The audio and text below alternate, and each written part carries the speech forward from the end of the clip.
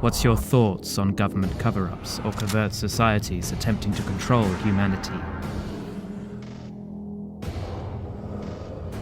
Do you believe in ancient astronauts, intergalactic communication, or extraterrestrial visitations?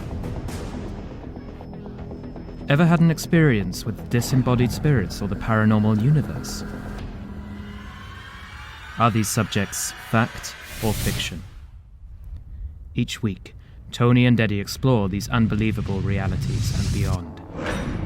Exclusively on Truth Be Told. Hello and welcome to Truth Be Told with Tony and Eddie, where we believe in experience becomes truth. I'm your host, Tony Sweet, and joining me now in studio is world-renowned psychic Eddie Connor. Thanks, Tony, and hi, everybody. One of the most fun things about being a host here at Truth Be Told is that we're able to learn lots of things as our audience learns them. For example, today we're going to be speaking about Atlantis, extraterrestrials, as well as how Atlantis, extraterrestrials, and the galaxy are all connected together. And we are excited to have author J. Allan Danelek with us.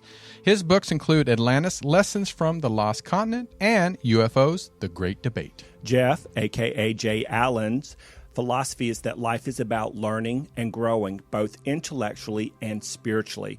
This is his perspective as he approaches each project, from extraterrestrials to government cover-ups or even the prospect of first contact. So please put your hands together and welcome expert and author J. Allan Danelek.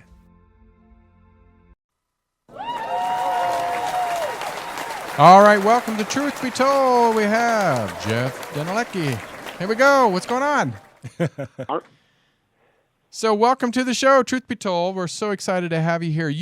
One thing about you, you have, you're like Truth Be Told. We touch on a lot of subjects. We're not just focused on UFOs and, ancient civilizations. We run the gamut, and I think that's what I liked about you. I was attracted to your books, and so Eddie's one of these gentlemen. That he is an Atlantis fanatic, and so we're going to talk about that today. We're going to talk about UFOs, but what I want to do is, before we get started, is get to know you a little bit, and where are you from, and then how did you get interested in the world of paranormal and UFOs and Bigfoot and ETs, yeah, and how did you get started? Airship of 1897, reincarnation and prophecies and the end of times and ghosts.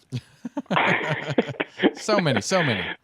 Well, my mind wanders a lot. That's why. So, no, I'm originally from Minnesota. Grew up in there, and now a resident of Denver, Colorado.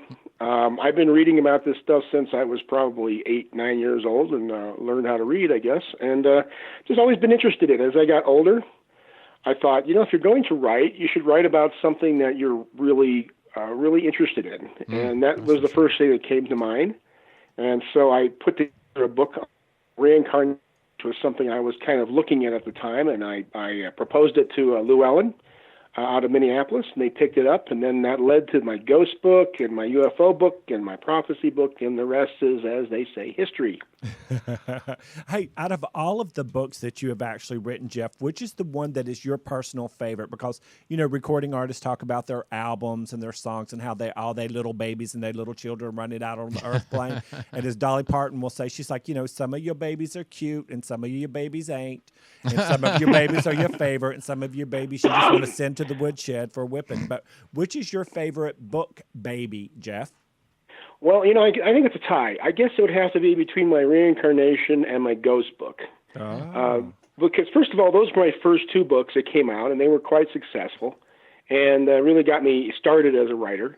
And also because I think they've had the greatest impact on people. A lot of people really can identify with both of them. A lot of people have had experiences with ghosts, and then a lot of people do wonder about reincarnation, what happens when you die. And so I think those two books have meant the most to people, and so they would have to be my favorites.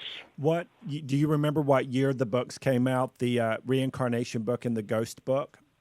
Yeah, the reincarnation came out in 2005, and the ghost book came out a year later, Case for Ghosts. In fact, I'm reworking it now. I got the rights back from it. I'm reworking it, and I'm looking for a publisher to get it back out there again new and improved with a bunch of photos that people have sent me of authentic spirits that have never been seen before. So it should be a lot of fun. So you wrote those two. Those are kind of your favorites, and they were one of the first two you wrote. That was about 10 or 11 years ago. What is the difference in the mindset of humanity 11 years after you wrote the first two books? In your opinion, then was it a little more closed-minded versus now, or do we still have a bunch of closed-minded people? What's your perspective on that? I don't know if it's a dramatic difference between now and then, but I do think that people are willing to talk about these things a little bit more. It doesn't seem to be as taboo. You don't see people get laughed at as much as if you brought it up 10 years ago. But for the most part, I think a lot of these shows on TV, especially Ghost Hunters and some of these, have kind of got people used to the idea. And so, you still have your skeptics. People are never going to believe no matter what. But I think a lot of people on the fence are more willing to explore those subjects now than they used to be. And I think that's true. And I'm remembering, like, Eddie's grew up in the South. I grew up in the Midwest. So even talking about psychic spirit, like you said, people calling into that radio show that when you were on 20-some years ago. Yeah, 1993, child. And so now, Ancient Aliens and, Ghost Hunters. And it's pretty much anytime you turn on, there's something on to at least open your mind and spirit to this. Now, speaking of that, so Ghost, have you ever had your own encounter? I got to do a conference on board the Queen Mary out of Los Angeles. Wait, when was that? I bet we were on the same ship at the same time. Well, this was the Ghost Hunters were on. This was probably 2007, 2000, right around there. I go ahead. Didn't mean to interrupt you. I was just like, that would have been crazy.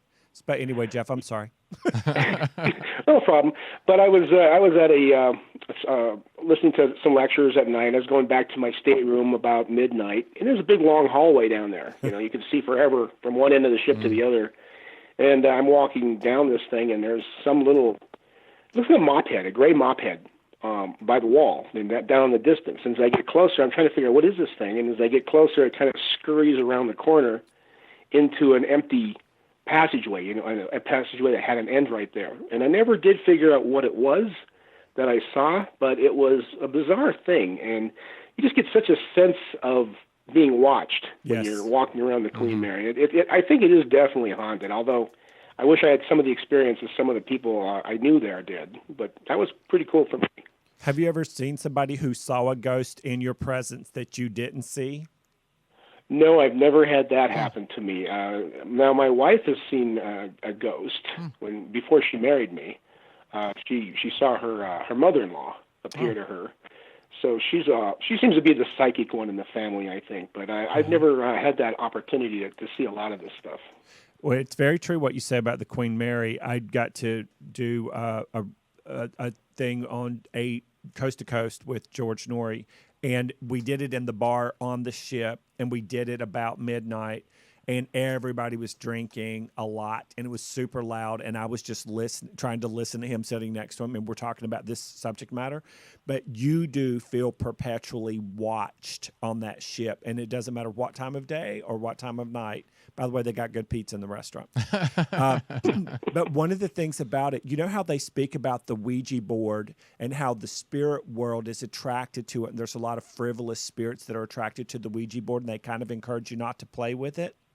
Right. Well, you know what, Jeff? That could be one of your new books. So when somebody activates a Ouija board, then they can get a bunch of little frivolous, sort of looky-loose spirits, some of them not good, some of them playful, some of them okay. I think that's what the Queen Mary is. I think it is a portal, a vortex that now is known throughout the universe for spirits to come and play every time there's a gathering on the Queen Mary. And I feel like intuitively what you saw when you were walking down is obviously a multidimensional being, and it was watching you as you were watching it, but it was just of a different dimension. It just scurried around the corner and was still watching you. Wow.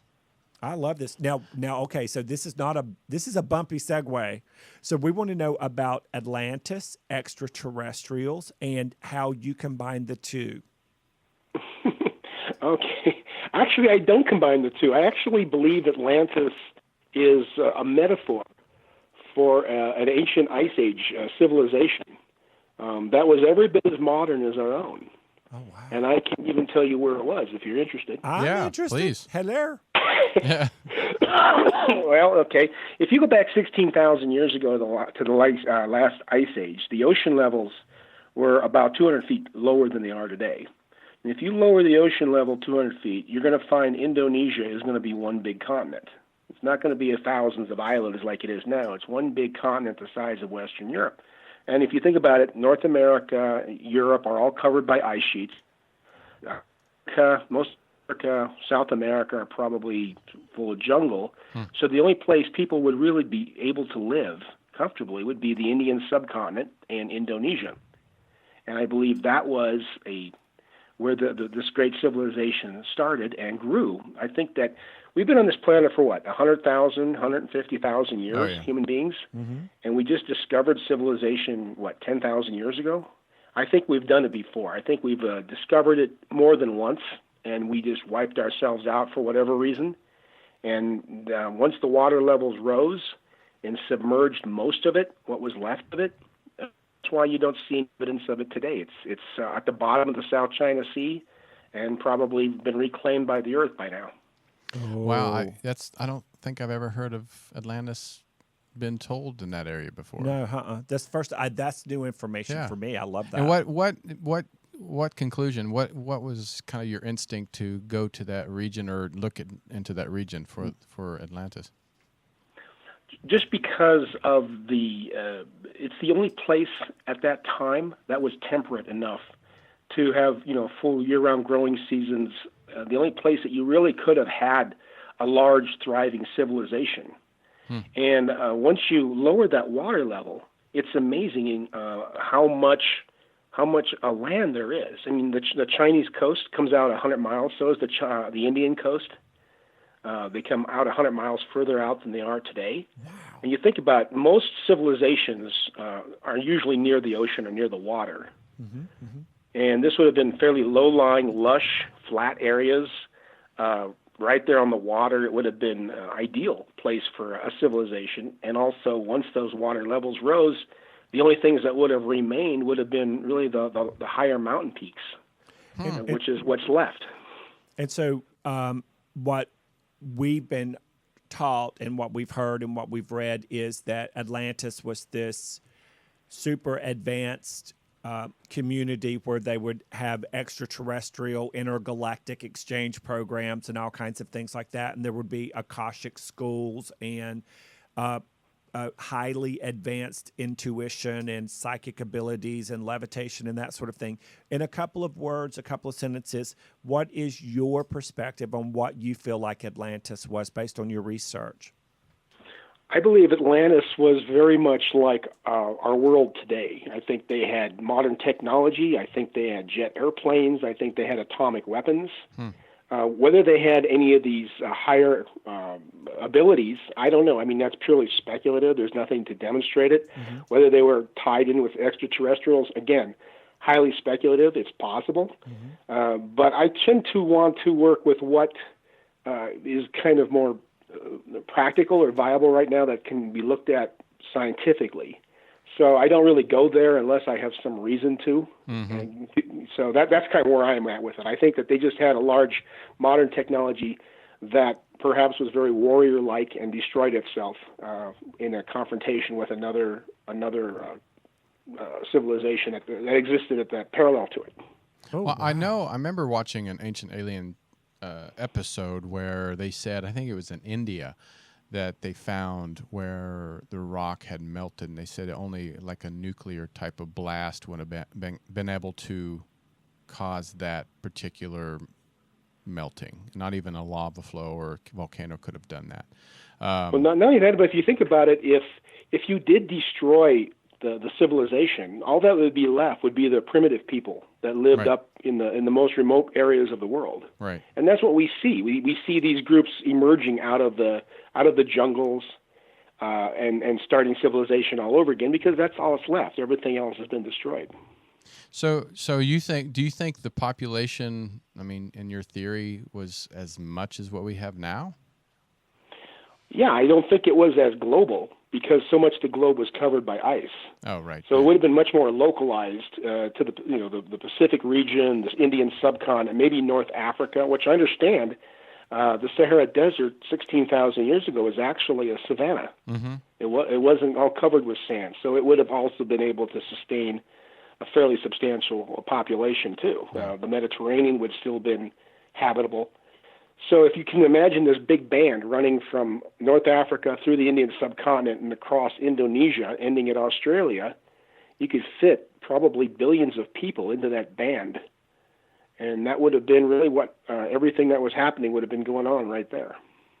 Well, some people say that whenever we have advanced technology and modern stuff like that, that what we end up doing as a race is we end up kind of screwing ourselves up. What? And then that ends up being the end of the civilization. I'm really curious about what other parallel civilization came in and, not confronted them, but, created that sort of contrast, that conflict. Yeah. Well, you would have probably had a natural competition between different groups, different city-states, just like you do today. And as they developed themselves industrially, technologically, they would have been competing for natural resources, oil. They may have, become, you might have had like one giant kingdom in the Indian subcontinent, and in Indonesia been another kingdom. And they were constantly at war with each other. I make also the point in my book about Atlantis that as a civilization advances, it gets to a point where it has the ability to destroy itself, like we do today. Oh. And it either goes one way or the other. Either it moves forward spiritually enough that it gets through that period safely, or it destroys itself and starts over again. So the question is, where are we on this line? Are we at the point where we could destroy ourselves, or are we getting to the point where we're spiritually advanced enough that we could take that next step and get through that technologically peak and use it for good instead of for evil? Well, that's such a great question on the timeline because it seems like we're teetering. Oh, we're teetering. Yeah, it's like one way or the other because it's like there's a lot of people that are like are waking up, and then there's also the people that are like still on the old school.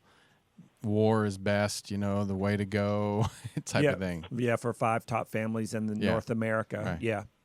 Well, I'm noticing though that people do seem to be becoming more aware of the bad things that are happening out there.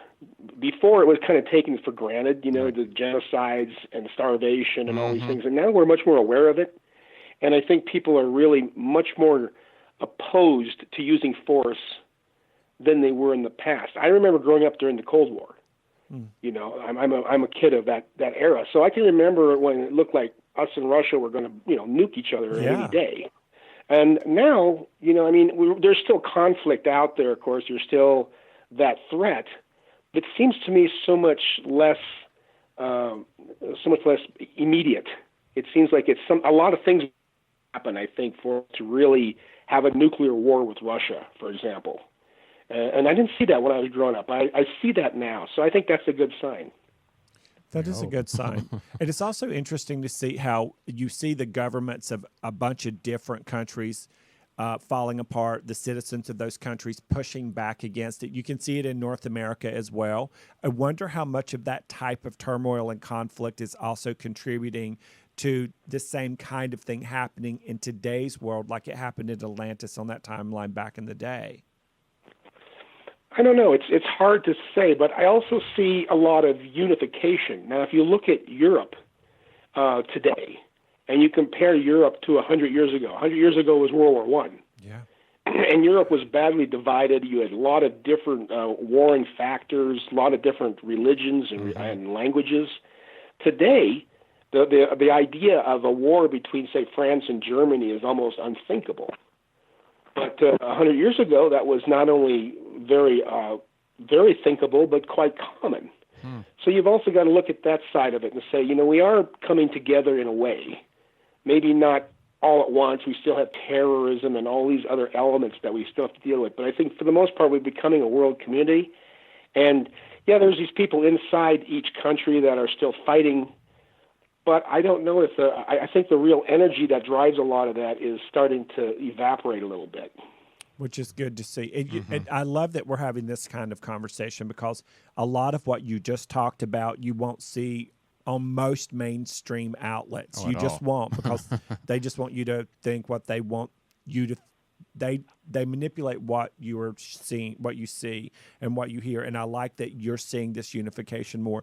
I also want to segue over. You have a book called UFOs: The Great Debate, and it's an objective. I'm now doing what we did in the trailer, an objective look at extraterrestrials, government cover-ups, and this is my favorite part, the prospect of first contact. Now, I believe that we've been contacted before, but I have a feeling you're talking about on a big level where no one can deny it. Is that right?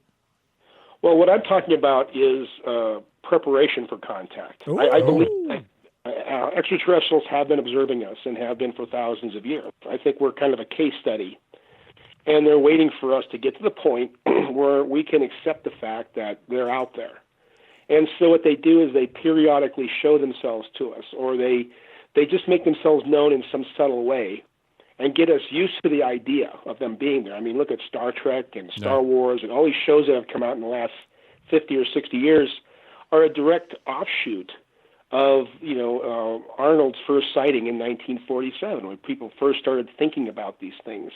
And what these extraterrestrials are doing, I believe, is preparing us mentally and emotionally and psychologically to actually present themselves to us. They will do it someday in their own time, but they're going to make sure that we're prepared for it when it actually happens. And that's just my take on it.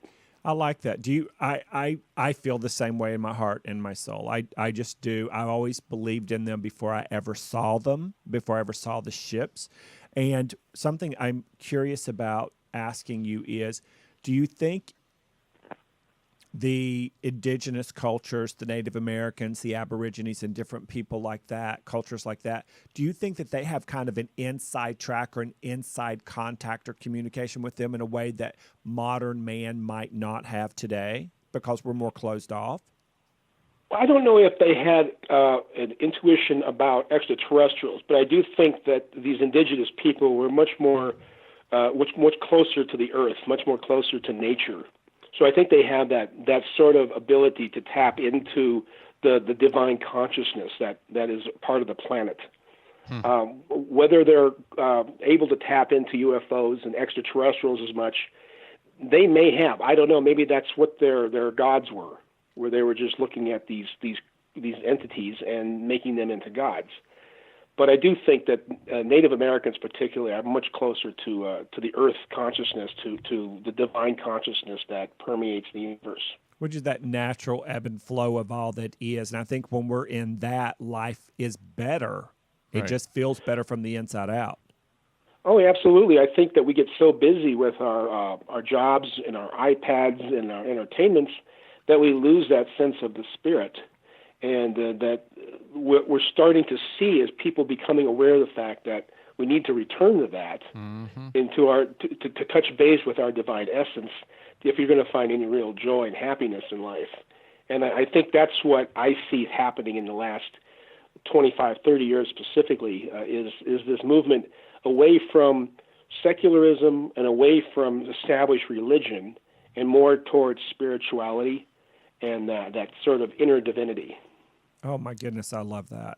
That's gorgeous. That was gorgeous. And I know, like I said, when I was a kid, I don't know, you probably not heard us talk before on our show, but I saw with my family an object. I don't know if it was a UFO, but it was an object that we assumed was. Eddie, he grew up in North Carolina, and he actually saw a small creature and ships.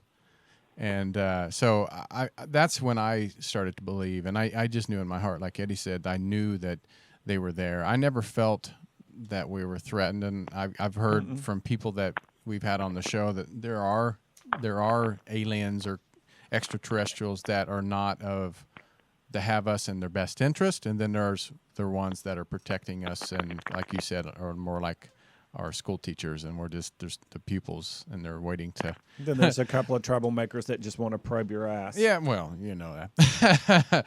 But so what perked your interest? What perked your interest? Was there a sighting, or is it something that you just read about that really perked your interest to do more research and then eventually write a book? Well, yeah, I mean, that's another thing that I was interested in as a kid, things like that. Now, I didn't have a sighting until I was actually much older. I actually already written my book on UFOs when I had my sighting. Wow. So I didn't have anything that kind of kickstarted it for me. It was just a general interest. But I think in a way that's good because it allowed me to approach the subject much more objectively. Rather than trying to prove something that I had seen, I was more open to different possibilities, including more pedestrian sort of explanations. As a result, I don't think I'm as likely to believe things that I'm told as some people are. Oh, yeah. I mean, and that's a real danger a lot of people have. If you believe in UFOs, you're much more likely to believe something someone tells you than really being objective about it. And that, I think, actually hurts the entire area of research because there's so much nonsense out there parading as fact that it hurts the entire science itself. And that's what I was trying to address with my book on UFOs, just to get people to look at it a little bit more objectively rather than just believe the latest thing they hear on ancient aliens. Right. Well, and also when you see the perpetual pushing against and fighting and conflict between certain groups of people, the ones that are saying there's no such thing as climate change, there's no such thing as global warming, and then we have fires and tornadoes and floods and people are dying. And then the people that are like, oh, no, it doesn't exist. And the other people are like, duh, here's the science of it. Where does that put you in your mind? I believe that the ability to be objective is very rare nowadays. People they kind of take up war in camps. Yeah. And they become so entrenched in their one position, they won't listen to other people's positions and consider them. And what I try to do with things like global warming and stuff is look at the evidence from both sides. Yes. And instead of just saying, no, it's true or no, it's not true, you can kind of look and say, okay, not only that, but how does it compare to, say, the climate 20,000 years ago? Was there periods of warming and cooling then? Look at the big picture rather than just the immediate effects of, say, pollution, and see if there's not other elements that are taking place in there. And when you can do that, you become, I think, much more likely to lead someone into a useful discussion about it rather than into a fight. Mm-hmm. That makes so much sense. That's why I don't like conflict. If you want to fight about it, I'm not probably going to be your person. Yeah, same here. But if you want to talk about it, I'll talk about it all day long. Well, when people are fighting and yelling and screaming, there's no disconnect. There's no connection to their core energy. So nobody's going to get anything resolved with that kind of behavior anyway. True. Mm-hmm. That's true. And we're seeing a lot of that now. Well, people get they attach their ego to their position. So if you believe in UFOs and I don't believe in them, it's not just an attack upon your belief; it's an attack upon your ego. Yeah. And your first instinct is to battle that, fight them. Right. And that's what we get caught up in is we're defending our ego rather than our beliefs. Wow. I always felt that the best way to diffuse somebody is completely put on a smile and act completely opposite, because it usually diffuses them, or it makes them madder because you don't get mad with them. Yeah. Or just beat them up. Just beat them up and show that you were right all along. And smile while you're doing That's it. right. And then cut them. That's right. So if you're just tuning in, you're listening to Truth Be Told with Tony and Eddie. I'm Eddie Connor. And I'm Tony Sweet. And our guest is author, researcher, and artist. It's J. Allan Danelek. And we're going to take a quick commercial break. We're going to tune into Grown by Nature. We'll be back in about 30 seconds to pick up where we left off. Be right back.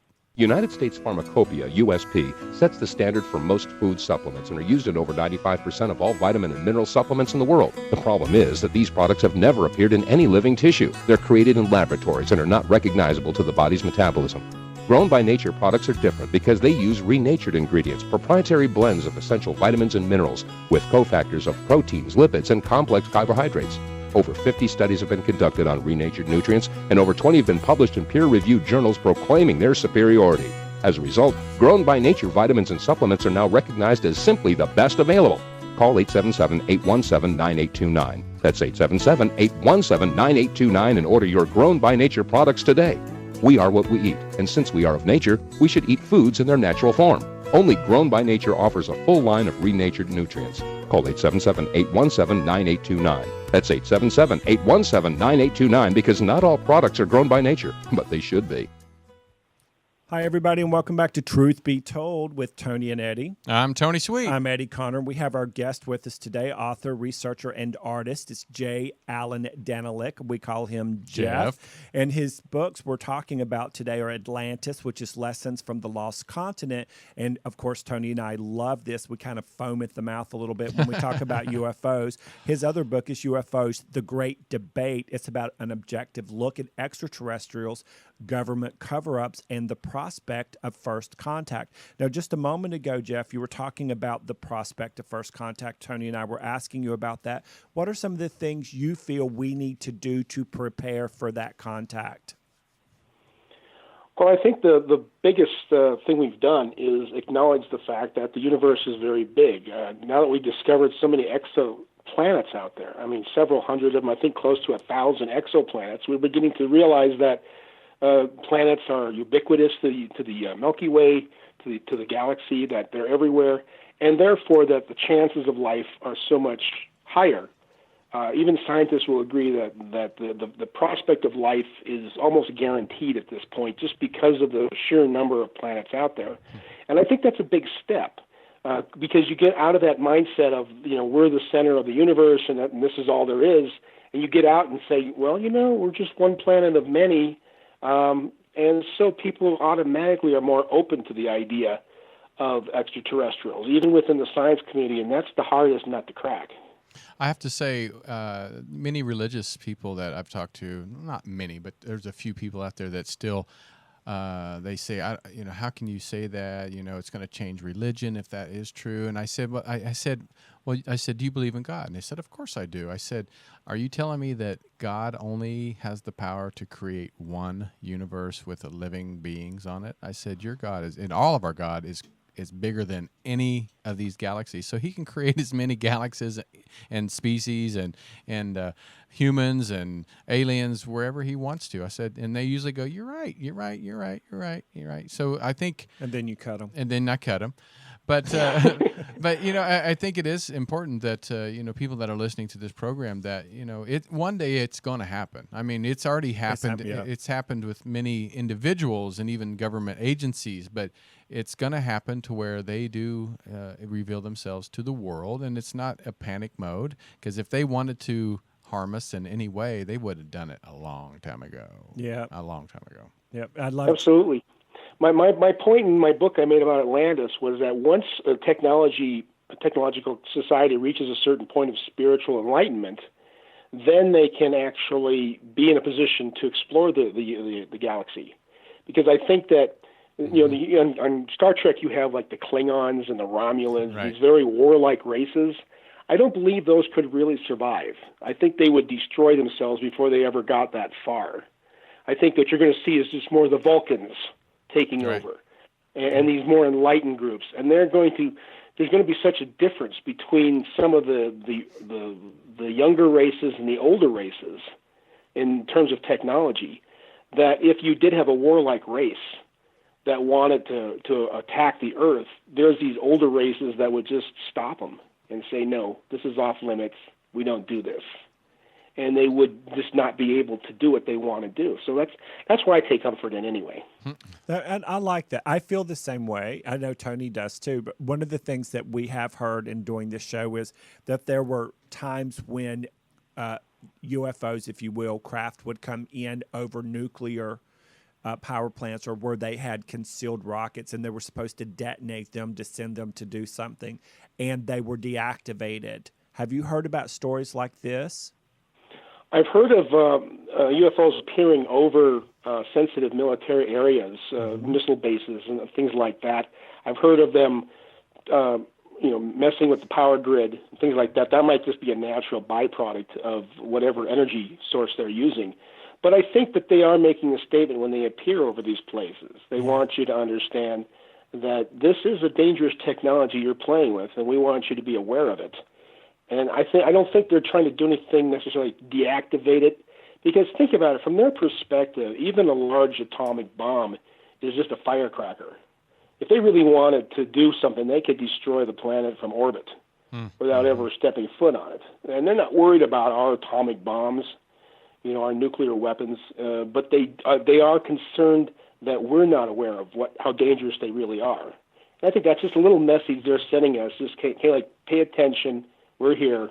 Don't screw this up. Which makes me an interesting question. Would an atomic bomb like we had back in Hiroshima and when we blast them into the ocean when they were testing them and that sort of thing, if there were a gigantic explosion on the planet, let's say we did something stupid over in Korea and the whole globe lights up, wouldn't that actually affect?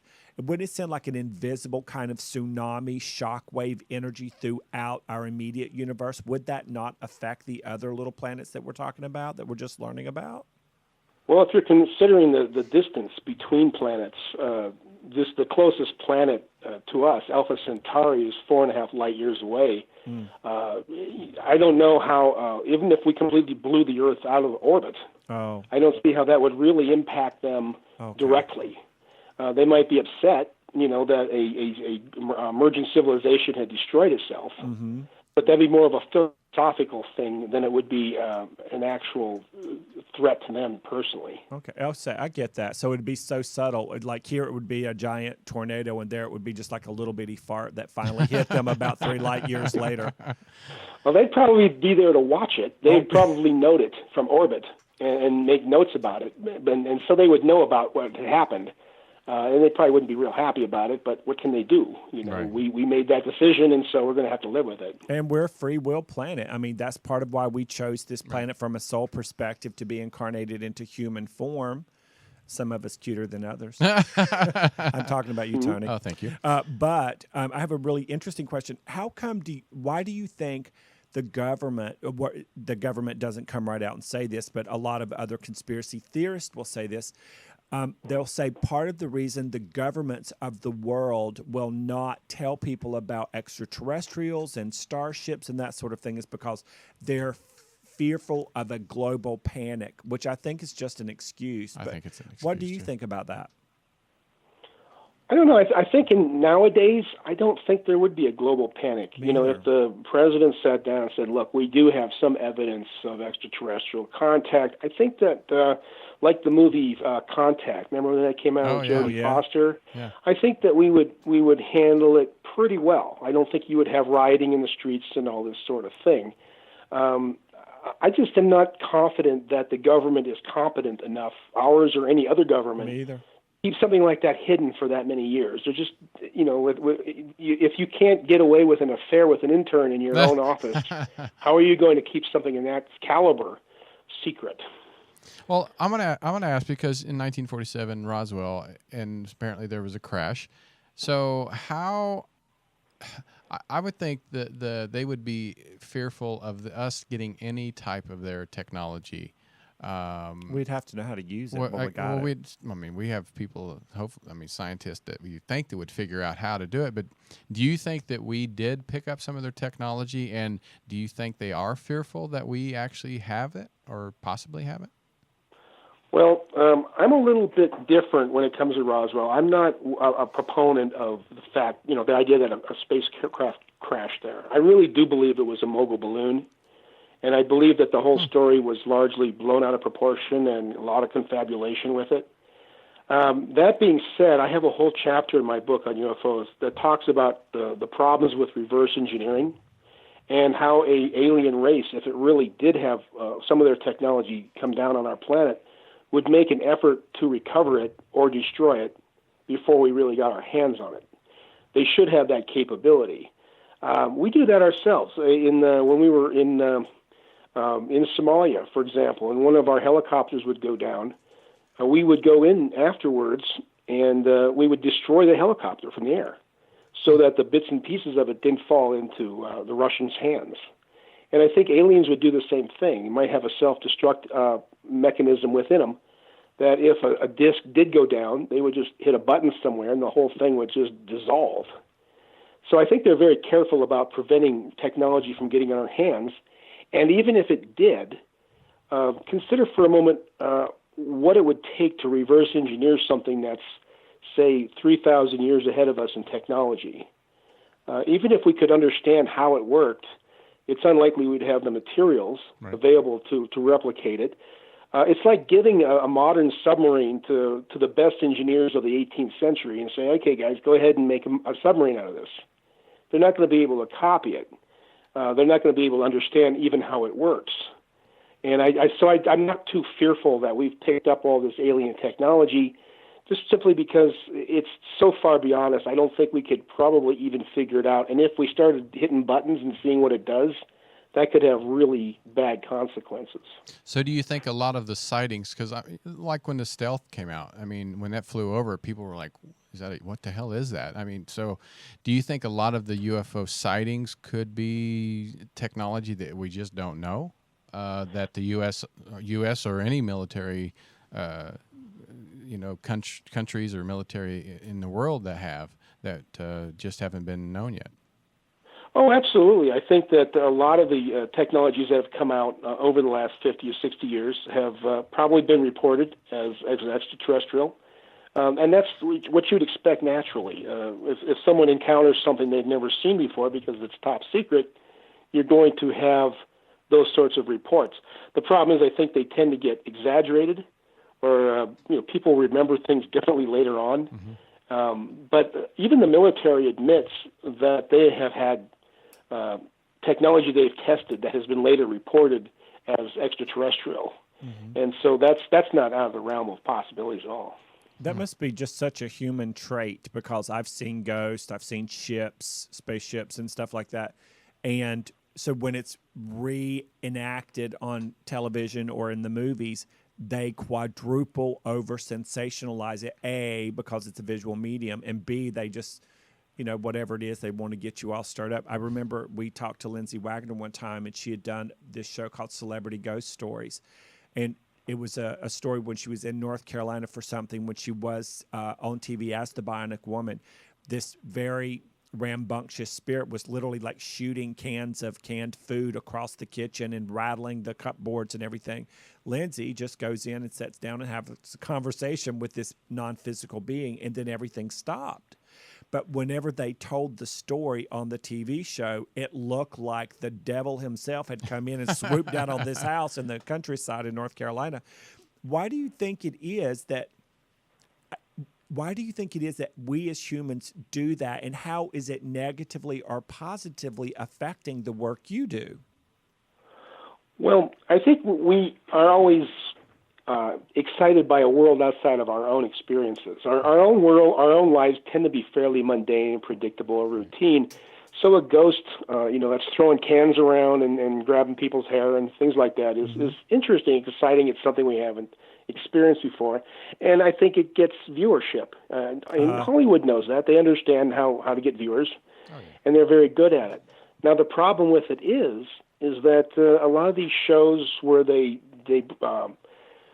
look at these sort of demonic entities, if you will, scare the heck out of people. Mm-hmm. And so I get people all the time who are sending me emails saying, is this a ghost? I hope it's not. I'm terrified. I can't sleep at night, because they've seen this stuff on TV. Yeah.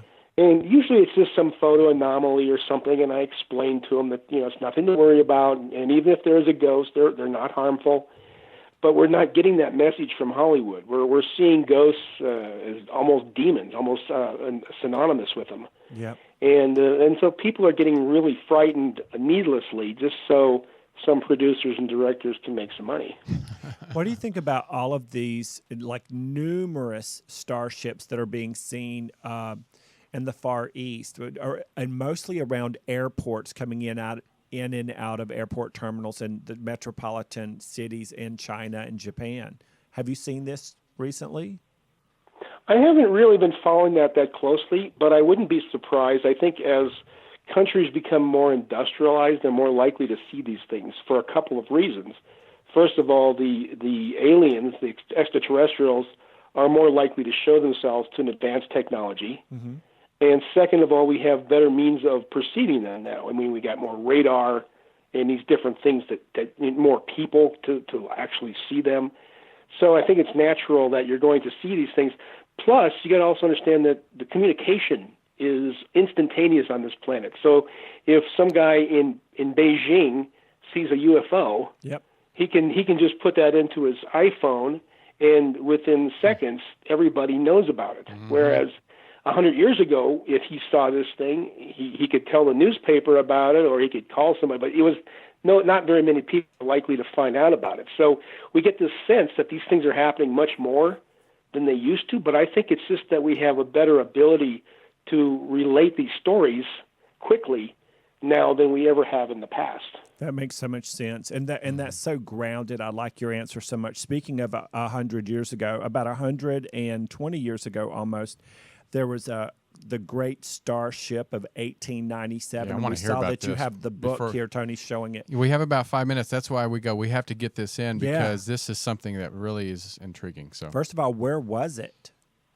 Well, it started in California around Sacramento in that area, and then it kind of migrated east across the Midwest and then petered out somewhere around Michigan in April of 1897. Yeah, so my book, The Great Airship of 1897, really talks about the possibility that somebody had come up with an actual functioning airship earlier than even von Zeppelin did.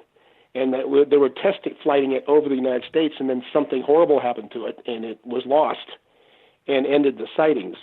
But I talk in my book about how it was possible to have actually produced this thing using 1897 technology, and I do kind of a fictionalized second half where I show how it could have been done in secret and how it would have looked to people who are outside of the inner circle of these people who did it, and how it would have looked. Wow, and it's also funny that as soon as the military hears about it, the first thing they want to do is shoot things like that out of the sky. Well, that's their job. You know, if it's something they don't know what it is, their first thought is, we got to defend the country. And, I mean, that's just kind of the nature of the military. But I think that they're a little bit more careful about that stuff now. They take more time to look at it before they just start, shooting.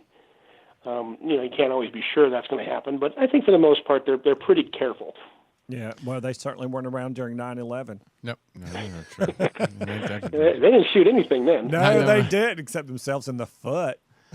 Well, one thing I like about you, we've had. There's only one thing he likes about you, nothing else, just nothing. One thing. One thing, that's it. But that you have a whole different perspective on all the subjects we've talked about and talked about with many people that have been on our show, and there's that healthy skeptic that as going, like you said, going into every research that you do. So is in just a few minutes we have left of all the subjects that you've done so far, is there another subject that you haven't touched on that you would love to write a book about? Ooh, or something you're thinking about that you haven't told anybody yet that we would be the first to hear about, Jeff. Right here. Well, I'm also a big fan of Bigfoot, but I've never written a book about him. And I don't think I will be, just simply because there's enough out there about it. But I find it a fascinating subject, and I'd love to do a whole show about just Bigfoot sometime. Oh, that'd be fun. You know what they need to do for real? I don't know. I'm from North Carolina, so I'm a southern redneck, as it were. So I'm not scared to say this, but I think there's a bunch of us, and I'm a hillbilly. I'm a redneck and a hillbilly. I think they need to find out. We know what kind of food this Bigfoot likes, what its like delicacy is. Cheesecake? And what, yeah, that's me. And then they need to arm a bunch of deer or rabbits or whatever it is this thing likes in the areas with the most sightings and put the pro cams on them and then send them out into the wilderness. And then whenever it eats one, then we can see it live. That's got to be the easiest approach. I mean, here we go stomping through the woods going, "Do you see him, Bubba?" And he's going to run. Yeah, your Bigfoot can see you coming for miles away if you got a whole sound crew and film crew with you. Yeah. I'd be extraordinarily surprised if they actually saw something when they're doing that. So I'm not too worried about it. Yeah, same here. So we do want you to come back, Yeah, Jeff. definitely. We have a lot more to talk about, more books that you've written that we haven't even touched on. So this would be a great time to throw you another invitation. Hopefully you'll accept it. And we so appreciate you being on the show. And you can go to his website, ourcuriousworld.com, and check out all his books, or go to Amazon. I'm sure pretty much his books are anywhere you can buy books. Mm-hmm. And it's been a great pleasure having you on. So thank you so much, Jeff. Thanks, Jeff. Well, thank you, guys. I appreciate you having me on, and I look forward to doing the show again. Let me know when you want to do it. Oh, don't worry. You will. All right. Thank you, sir. Appreciate it. Thanks a lot. Talk to you Bye-bye. soon. Well, that's 2 hours of great learning, and we hope you guys had a great time. I know Eddie and I did. Next week, we have, I think we're doing another psychic. We do. We have the Psychic Roundtable, sort of a psychic girl squad, because, Tony and I are such girls. We're going to have Natalie Tomlinson in the house. Natalie! And we're We going love to have Rachel that. Angeline is going to be stopping by. So we have Rachel and Angeline, or Rachel Angeline? Rachel Angeline Okay. and Natalie Tomlinson. And they're our blondes, and they're going to be doing their magic live on the air. Watch out. Eddie's going to come back with platinum. Platinum what? Blonde. Why? Because you got to match them. Why? I don't know. And you going to wear your sports bra? Why? He likes to just dangle. Well, we are so excited that you guys joined us today on Truth Be Told. Please go to truthbetoldwebtv.com. Check out our upcoming guest. We have September's almost all the way booked. It's going to be a great month of guests. Go to our YouTube channel. I'm going to play this here in just a second, so I don't know why I'm telling them. But please join us on iHeart and iTunes and all this other stuff. But we really appreciate you joining in. And one thing that we've been getting, and we encourage you guys, is please let us know who you want to have on the show. I've actually gotten a couple of emails this week of saying, hey, I would love to have you guys check out these people. So, and we've had comments coming in, questions. I know Eddie got a question, so he's trying to answer that. I know. I know. Well, I can't answer it. It's because you're the expert. Yeah. I'm just the average Joe over here, All right. So anyway, this is Truth Be Told with Tony and Eddie. I'm Tony Sweet. I'm Eddie Connor. Are you really? Mm-hmm. All right. We're out of here. Bye. Bye, y'all. Hey, thank you for listening to Truth Be Told with Tony and Eddie right here on Universal Broadcasting Network. Make sure you go to our iTunes page. Just type in Truth Be Told with Tony and Eddie. Listen to us on iHeartRadio. Again, Truth Be Told with Tony and Eddie. And go to our YouTube channel, subscribe, and please leave a comment. We'd love to hear from you. So please support our sponsors and make sure you listen to us every Friday right here on Universal Broadcasting Network from 4 to 6 p.m. Pacific Standard Time. Until then, have a good week.